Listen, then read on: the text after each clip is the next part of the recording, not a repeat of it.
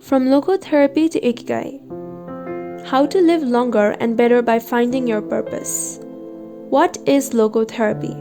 A colleague once asked Viktor Franklin to define his school of psychology in a single phrase, to which Franklin replied, "Well, in logotherapy, the patient sits up straight and has to listen to things that are on occasion hard to hear." The colleague had just described psychoanalysis to him in the following terms. In psychoanalysis, the patient lies down on a couch and tells you things that are on occasion hard to say. Franklin explains that one of the first questions he would ask his patients was, "Why do you not commit suicide?" Usually, the patient found good reasons not to and was able to carry on. What then does logotherapy do? The answer is pretty clear. It helps you find reasons to live. Logotherapy pushes patients to consciously discover their life's purpose in order to confront their neurosis. Their quest to fulfill their destiny then motivates them to press forward, breaking the mental chains of the past and overcoming whatever obstacles they encounter along the way. Something to live for.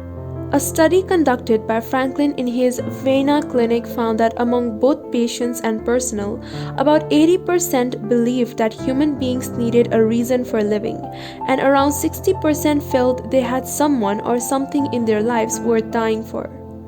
The search for meaning. The search for purpose became a personal driving force that allowed Franklin to achieve his goals. The process of logotherapy can be summarized in these 5 steps.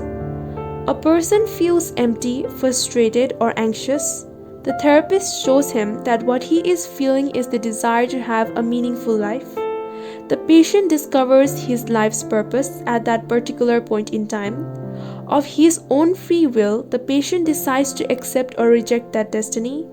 This newfound passion for life helps him overcome obstacles and sorrows. Frankl himself would live and die for his principles and ideals. His experiences as a prisoner at Auschwitz showed him that everything can be taken from a man, but one thing, the last of the human freedoms, to choose one's attitude in any given set of circumstances, to choose one's own way. It was something he had to go through alone, without any help, and it inspired him for the rest of his life. Fight for yourself. Existential frustration arises when our life is without purpose, or when that purpose is skewed. In Franklin's view, however, there is no need to see this frustration as an anomaly or a symptom of neurosis. Instead, it can be a positive thing, a catalyst for change. Logotherapy does not see this frustration as mental illness, the way other forms of therapy do, but rather as spiritual anguish, a natural and beneficial phenomenon that drives those who suffer from it to seek a cure, whether on their own or with the help of others, and in so doing to find greater satisfaction in life. It helps them change their own destiny. Logotherapy enters the picture if the person needs help doing this, if he needs guidance in discovering his life's purpose and later in overcoming conflicts so he can keep moving toward his objective. In Man's Search for Meaning, Frankl cites one of Nietzsche's famous aphorisms, "He who has a why to live for can bear with almost any how." Based on his own experience, Frankl believed that our health depends on that natural tension that comes from comparing what we have accomplished so far with what we would like to achieve in the future. What we need then is not a peaceful existence, but a challenge we can strive to meet by applying all the skills at our disposal. Existential crisis, on the other hand, is typical of modern societies in which people do what they are told to do, or what others do, rather than what they want to do. They often try to fill the gap between what is expected of them and what they want for themselves with economic power or physical pleasure, or by numbing their senses. It can even lead to suicide. Sunday neurosis, for example, is what happens when, without the obligations and commitments of the work week, the individual realizes how empty he is inside. He has to find a solution. Above all, he has to find his purpose, his reason for getting out of bed, his Ikigai. I feel empty inside. In a study conducted at the Vienna Polyclinic Hospital, Frankel's team found that 55% of the patients they interviewed were experiencing some degree of existential crisis. According to logotherapy, discovering one's purpose in life helps an individual fill that existential void.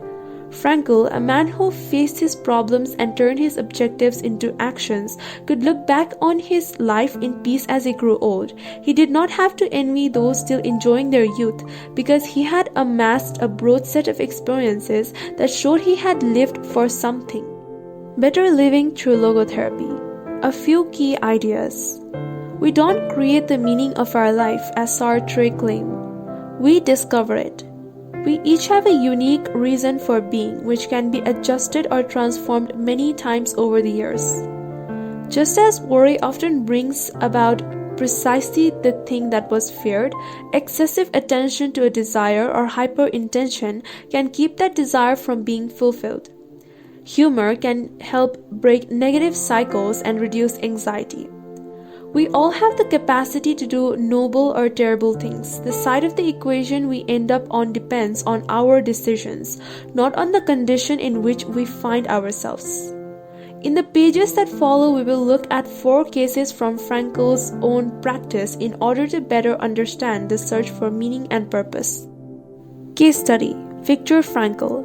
In German concentration camps, as in those that would later be built in Japan and Korea, psychiatrists confirmed that the prisoners with the greatest chance of survival were those who had things they wanted to accomplish outside the camp, those who felt a strong need to get out of there alive. This was true of Frankl, who, after being released and successfully developing the school of logotherapy, realized he had been the first patient of his own practice. Frankl had a goal to achieve, and it made him persevere. He arrived at Auschwitz carrying a manuscript that contained all the theories and research he had compiled over the course of his career, ready for publication. When it was confiscated, he felt compelled to write it all over again, and that need drove him and gave his life meaning amid the constant horror and doubt of the concentration camp. So much so that over the years, and especially when he fell ill with typhus, he would jot down fragments and keywords from the lost work on any scrap of paper he found. Case study: The American Diplomat. An important North American diplomat went to Frankl to pick up where he left off with a course of treatment he had started 5 years earlier in the United States. When Frankl asked him why he had started therapy in the first place, the diplomat answered that he hated his job and his country's international policies, which he had to follow and enforce. His American psychoanalyst, whom he had been seeing for years, insisted he make peace with his father so that his government and his job, both representation of the paternal figure, would seem less disagreeable. Frankl, however, showed him in just a few sessions that his frustration was due to the fact that he wanted to pursue a different career, and the diplomat concluded his treatment with that idea in mind. 5 years later, the former diplomat informed Frankl that he had been working during that time in a different profession and that he was happy. In Frankl's view, the man not only didn't need all those years of psychoanalysis, he also couldn't even really be considered a patient in need of therapy. He was simply someone in search of a new life's purpose. As soon as he found it, his life took on deeper meaning. Case study: The Suicidal Mother. The mother of a boy who had died at age 11 was admitted to Frankel's clinic after she tried to kill herself and her other son. It was this other son, paralyzed since birth, who kept her from carrying out her plan. He did believe his life had a purpose, and if his mother killed them both, it would keep him from achieving his goals. The woman shared her story in a group session. To help her, Frankl asked another woman to imagine a hypothetical situation in which she lay on her deathbed, old and wealthy, but childless. The woman insisted that in that case she would have felt her life had been a failure. When the suicidal mother was asked to perform the same exercise, imagining herself on her deathbed, she looked back and realized that she had done everything in her power for her children, for both of them. She had given her paralyzed son a good life, and he had turned into a kind, reasonably happy person. To this she added, crying, "As for myself, I can look back peacefully on my life, for I can see my life was full of meaning, and I have tried hard to live it fully. I have done my best for my son. My life was no failure." In this way, by imagining herself on her deathbed and looking back, the suicidal mother found the meaning that, though she was not aware of it, her life already had. Case study: the grief-stricken doctor. An elderly doctor, unable to overcome the deep depression into which he had fallen after the death of his wife 2 years earlier, went to Frankel for help. Instead of giving him advice or analyzing his condition, Frankel asked him what would have happened if he had been the one who died first. The doctor, horrified, answered that it would have been terrible for his poor wife, that she would have suffered tremendously. To which Frankel responded, "You see, doctor, you have spared her all that suffering, but the price you have to pay for this is to survive and mourn her." The doctor didn't say another word. He left Frankel's office in peace after taking the therapist's hand in his own. He was able to tolerate the pain in place of his beloved wife. His life had been given a purpose. Morita therapy. In the same decade that logotherapy came into being, a few years earlier in fact, Shoma Morita created his own purpose-centered therapy in Japan. It proved to be effective in the treatment of neurosis, obsessive-compulsive disorder, and post-traumatic stress. In addition to being a psychotherapist, Shoma Morita was a Zen Buddhist, and his therapy left a lasting spiritual mark in Japan. Many Western forms of therapy focus on controlling or modifying the patient's emotions. In the West, we tend to believe that what we think influences how we feel, which in turn influences how we act. In contrast, Morita therapy focuses on teaching patients to accept their emotions without trying to control them, since their feelings will change as a result of their actions. In addition to accepting the patient's emotions, Morita therapy seeks to create new emotions on the basis of actions. According to Morita, these emotions are learned through experience and repetition. Morita therapy is not meant to eliminate symptoms. Instead, it teaches us to accept our desires, anxieties, fears, and worries and let them go. As Morita writes in his book Morita Therapy and the True Nature of Anxiety-Based Disorders, in feelings it is best to be wealthy and generous. Morita explained the idea of letting go of negative feelings with the following fable. A donkey that is tied to a post by a rope will keep walking around the post in an attempt to free itself, only to become more immobilized and attached to the post. The same thing applies to people with obsessive thinking who become more trapped in their own suffering when they try to escape from their fears and discomfort. The basic principles of Morita therapy. Accept your feelings.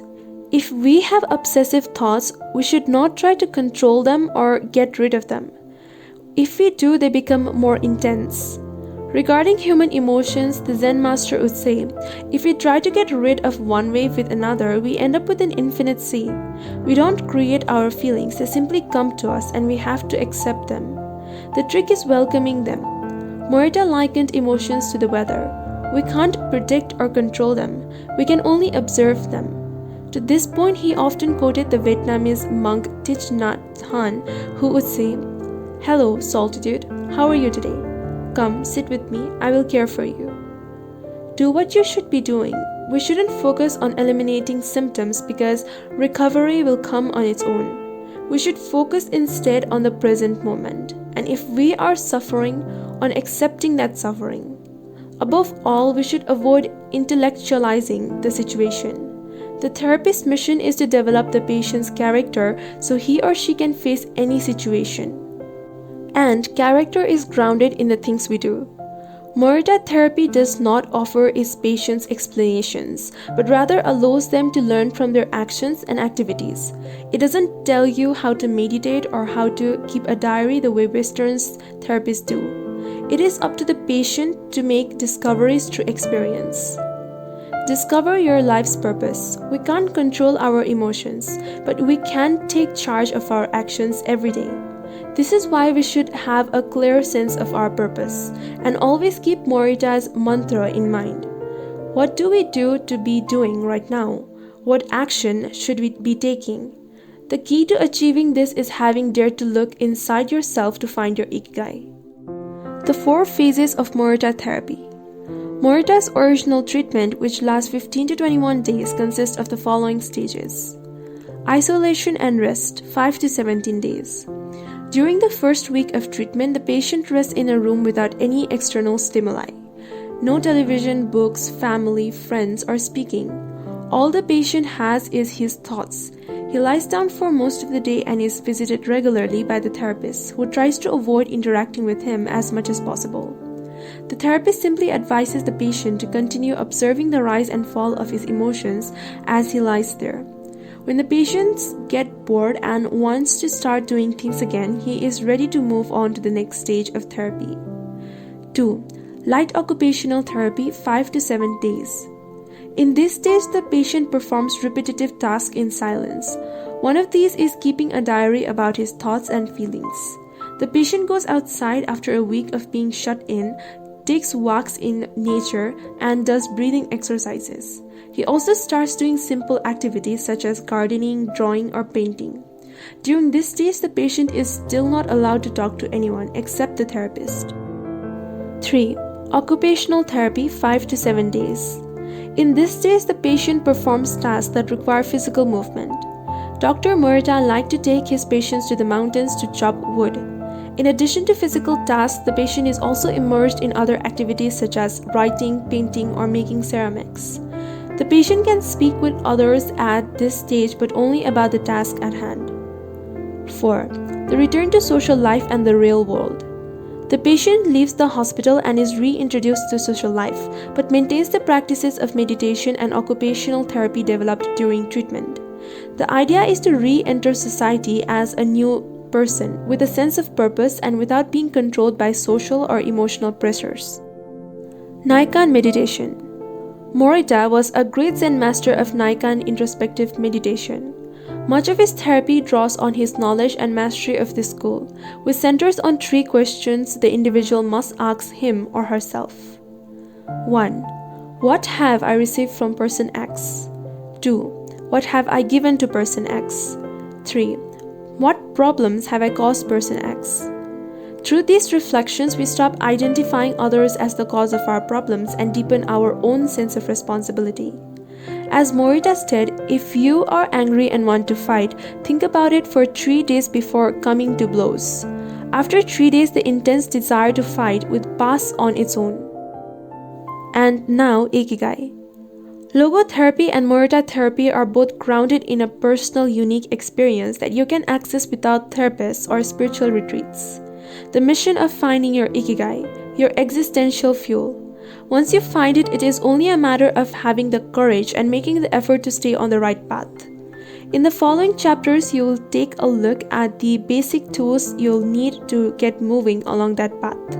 Finding flow in the task you have chosen to do, eating in a balanced and mindful way, doing low-intensity exercise, and learning not to give in when difficulties arise. In order to do this, you have to accept that the world, like the people who live in it, is imperfect, but that it is still full of opportunities for growth and achievement.